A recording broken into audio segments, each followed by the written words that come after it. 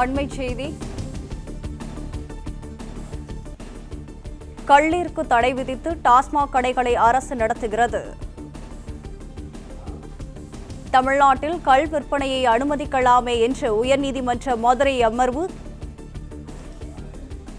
இது தொடர்பான கூடுதல் விவரங்களுடன் இணைகிறார் எமது செய்தியாளர் சந்திரன். சந்திரன், வணக்கம். மேலும் விவரங்களை பதிவு செய்யலாம். வணக்கம். கல் இறக்கிய விவசாயிகள் போலீசார் துப்பாக்கிச்சூடு நடத்திய குறித்து சிபிஐ விசாரணை கோரிய வழக்கில் கல்லில் மருத்துவ பயன் என்ன, அது குறித்து தயாரிக்கப்படும் வேறு பொருட்களின் பயன்கள் என்ன என்பது குறித்த வழக்கின் அறிக்கை தாக்கல் செய்து மதுரை அமர்வு உத்தரவிட்டுள்ளது. காவல்துறையின் இதுபோன்ற செயல்கள் துரதிருஷ்டமானவை. இது போன்றவற்றில் காவல்துறை கவனம் செலுத்துவது தனியார் பார்வையில் வருமானத்தை பெருக்கும் வகையிலே உள்ளது நீதிபதி கூறியுள்ளார். கல்விக்கு தடை விதித்து டாஸ்மாக் கடைகளை அரசு நடத்துகிறது. கல் விற்பனை அனுமதித்தால் விவசாயியை நோக்கி 4 குண்டுகள் சுடப்பட்டுள்ளன. தனியார் என்ற விவசாயியை நோக்கி 3 முறை சுடுவது என்ன? காவல்துறையை எல்லை மீறியுள்ளனர். 3 காவலர்களால் ஒரு நபரை பிடிக்க முடியல என நீதிபதி கேள்வி எழுப்பியுள்ளார். அரசால் சட்டவிரோத கனிம வளங்களை தடுக்க முடியவில்லை. ஆனால் டாஸ்மாகின் ஒத்த கல் தடுப்பு சட்டத்தை மட்டும் கடுமையாக கடைபிடிக்கிறது. புதிய அரசாவது இவரை கருத்தில் கொண்டு நடந்து கொள்ள வேண்டும் என்று நீதிபதி கூறியுள்ளார்.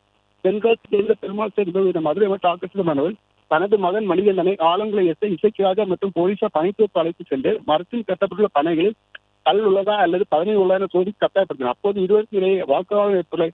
இதற்கு எஸ்ஐ இசைக்கிராஜா மணிகண்டன் விசாரணை ஞாபகம் கிடைக்கிறது மாற்றமே கூறினார்.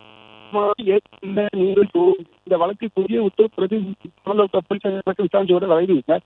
மீண்டும் விசாரணைக்கு வந்து அப்பொழுது நீதிபதி கல்லின் அதிலிருந்து தயாரிக்கப்படும் பொருட்களை வேறு பொருட்கள் வழக்கை தாக்கத்தை உத்தரவிட்டார். அதை அரசு பரிசீலிக்க வேண்டிய உத்தரவு. மேலும் காவல் இது போன்ற செயல்கள் துரதிருஷ்டமானவை. இது போன்றவற்றில் காவல்துறை என்ன செலுத்துவது தனியார் பார்வையில் வருமானத்தை பெருக்கும் வகையிலே உள்ளது. அதற்கு தடை வைத்து டாஸ்மாக் கடைகளை அரசு நடத்துகிறது. கல்விக்கு அனுமதி விசாரணை வரும் 10ஆம் தேதி ஒத்திவைத்து உத்தரவிட்டுள்ளார். விவரங்களுக்கு நன்றி சந்திரன்.